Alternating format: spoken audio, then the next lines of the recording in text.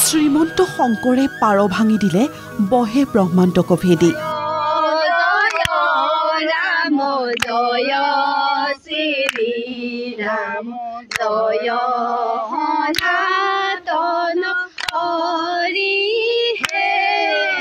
আৰু মাত্ৰ এটা দিন, তাৰ পাছতেই ভক্তিৰসত গদগদ হ'ব বৈষ্ণৱ পণ্ডিত সোণাৰাম চুতীয়া সমন্বয় ক্ষেত্ৰ।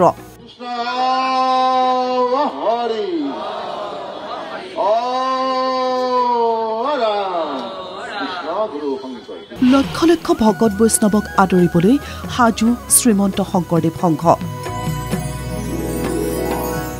সাজু সুদৃশ্য তোৰণ, সাজু মনোমোহা ধৰ্মধ্বজা, সাজু পতাকা উত্তোলন থলী, সাজু বৃহদাকাৰ আশ্ৰয় শিবিৰ, সাজু চৌকা, সাজু ভোজনালয়। ইতিমধ্যে অধিৱেশনস্থলীত আহি উপস্থিত হৈছে দূৰ দূৰণিৰ ভকত বৈষ্ণৱ। লক্ষ লক্ষ ভকতক আদৰিবলৈ অধিৱেশনস্থলীত উপস্থিত হৈছে ৰাজ্যৰ ভিন্ন প্ৰান্তৰ পৰা অহা সেৱা বাহিনীৰ সেৱকসকল। গুৰুৰ গুণানুকীৰ্তনেৰে মুখৰ হৈ পৰিছে বৈষ্ণৱ পণ্ডিত সোণাৰাম চুতীয়া সমন্বয় ক্ষেত্ৰ। কাইলৈ দিনটোহে আছে, পৰহিলৰ পৰাটো আমাৰ সকলো ফালৰ পৰা অসমৰ বিভিন্ন ঠাইৰ পৰা ভকত বৈষ্ণৱ আহিব। আমি সকলোকে আদৰিবলৈ সাজু হৈ আছো। কৃষ্ণ। বিভিন্ন ধৰণৰ শোভাযাত্ৰাৰ পৰা আৰম্ভ কৰি পাৰ্কিঙৰ পৰা ধৰি ভোজনালয়, প্ৰসাদ বিতৰণ, ৰন্ধন প্ৰকৰণ আৰু বিভিন্ন জেগাত চাফ চিকুণৰ পৰা আৰম্ভ কৰি সকলো ঠাইতে আমাৰ সেৱাবাহিনীয়ে মুখ্য ভূমিকা পালন কৰে। কৰজোৰে সমূহ ভকত বৈষ্ণৱক অধিৱেশনস্থলীলৈ আহি গুৰুজনাৰ অমিয়া পানী বিশ্বৰ বুকুলৈ লৈ যোৱাৰ প্ৰয়াস চলোৱাৰ আহ্বান সেৱকসকলৰ। ভকত ভগৱন্ত মহাবৰন্ত, ভকত কেতিয়াও সন্তুষ্ট নহয়। গতিকে আৰু ভকত যিসকল আমাৰ আই বা সমস্ত আহে, আমাৰ এইটো সকলোৱে নিজৰ অনুষ্ঠান বুলি সকলোৱে ভাৱধাৰণা লয় আৰু সকলোৱে আৰু নিজৰ ভাৱে অনুষ্ঠানে। গতিকে সেইকাৰণে সমস্ত ভকতে ইয়াত আমাৰ শুশ্ৰূষা বা খোৱা বোৱা, আমাৰ যদি কিছু বিজুতিও হয়, সেইটো কিন্তু কোনো ভকত বা ভগৱন্তই অসন্তুষ্ট নকৰে। জগতগুৰু শ্ৰীমন্ত শংকৰদেৱৰ আধ্যাত্মিক দৰ্শনৰ আধাৰত প্ৰতিষ্ঠা লাভ কৰা শ্ৰীমন্ত শংকৰদেৱ সংঘৰ বাৰ্ষিক অধিৱেশনক লৈ যোৰহাটত এতিয়া সীমাহীন ব্যস্ততা। যোৰহাট মহবন্ধাৰ এৰালতলী পথাৰৰ 1200 বিঘা ভূমি সামৰি 6 পৰা 9 ফেব্ৰুৱাৰীলৈ 4দিনীয়া বৰ্ণাঢ্য কাৰ্যসূচীৰে অনুষ্ঠিত হ'ব শ্ৰীমন্ত শংকৰদেৱ সংঘৰ এইবেলিৰ অধিৱেশন।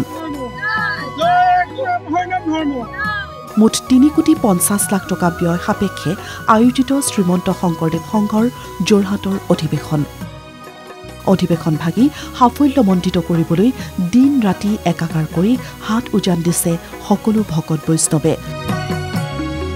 মাজুলীৰ মুখা শিল্পৰে জিলিকি উঠিছে পীতাম্বৰ দেৱ গোস্বামী সোঁৱৰণী তোৰণ।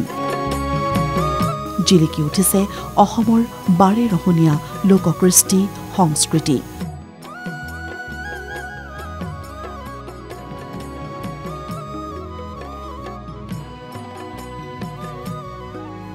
অধিৱেশনস্থলীত নিৰ্মাণ কৰা অস্থায়ী নামঘৰত প্ৰতিদিনেই চলিছে গুৰুৰ গুণানুকীৰ্তন। সাজু কৰা হৈছে 200ৰো অধিক আশ্ৰয় শিবিৰ। 10,000 লোকে একেলগে বহি খাব পৰাকৈ সাজু ভোজন কক্ষ, সাজু 200টাকৈ চৌকা, য'ত 500 ৰান্ধনীয়ে একেলগে ৰান্ধিব বিবিধ ব্যঞ্জন।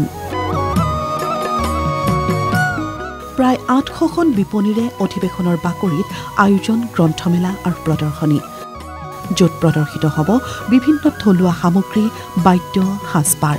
প্ৰদৰ্শিত হ'ব মাজুলীৰ মুখা শিল্প, বাঁহ শিল্প, সাঁচিপাতৰ পুথিৰ লগতে মৰাণৰ হেমপ্ৰভা চুতীয়াই গামোচাত বৈ উলিওৱা গুণমালা। মুঠতে অন্তিম পৰ্যায়ৰ প্ৰস্তুতিত ব্যস্ত আয়োজক সমিতিৰ লগতে ডেকা বুঢ়া সকলো। 6 ফেব্ৰুৱাৰীৰ পৰা ৰাজ্যৰ লগতে দেশৰ ভিন্ন প্ৰান্তৰ ভকত বৈষ্ণৱ আহি একত্ৰিত হ'ব এই এৰালতলী পথাৰত। জাতি ধৰ্ম বৰ্ণ নিৰ্বিশেষে সকলোৰে মিলনস্থলী হৈ পৰিব শংকৰদেৱ সংঘৰ যোৰহাট অধিৱেশনৰ বাকৰি।